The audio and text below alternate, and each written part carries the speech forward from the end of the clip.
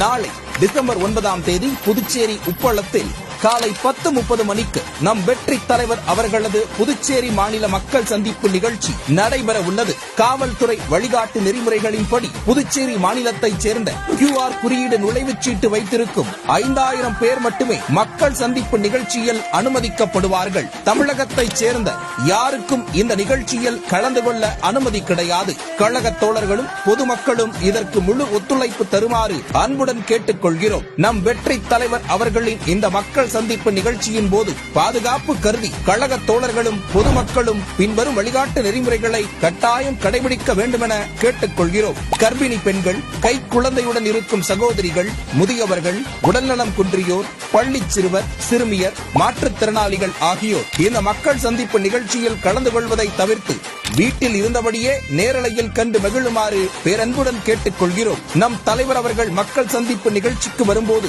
நிகழ்ச்சியை முடித்துவிட்டு செல்லும் போதும் அவரது வாகனத்தை யாரும் வாகனங்களில் பின்தொடர்வதை அறவே தவிர்க்குமாறு கேட்டுக்கொள்கிறோம். காவல்துறையின் வழிகாட்டு நெறிமுறைகளை பின்பற்றி அனைத்து வகையான வரவேற்பு நடவடிக்கைகளை கழக தோழர்கள் தவிர்க்குமாறு கேட்டுக்கொள்கிறோம். அனைவரும் எளிதில் அடையாளம் காணும் வகையில் கழக நிர்வாகிகள் தலைமை கழகத்தால் வழங்கப்படும் பேட்ஜ் அணிந்தும் தன்னார்வலர்கள் சீருடை அணிந்தும் தங்களது பணிகளை மேற்கொள்ள வேண்டும். காவல்துறை அனுமதித்துள்ள இடங்களில் மட்டுமே வாகனங்களை நிறுத்த வேண்டும். போக்குவரத்திற்கும் பொதுமக்களுக்கும் இடையூறாகவோ கண்டிப்பாக வாகனங்களை நிறுத்தக்கூடாது.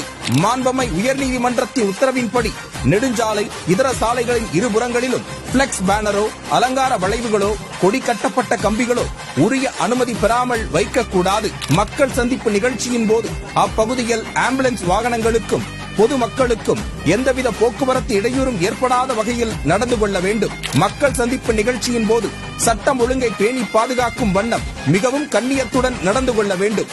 நம் கழகத்திற்கு அவப்பெயரை உண்டாக்கும் உள்நோக்கம் கொண்டு யாரேனும் செயல்பட முற்பட்டால் அதற்கு இடம் கொடுக்காதவாறு கவனத்துடன் செயல்பட வேண்டும்.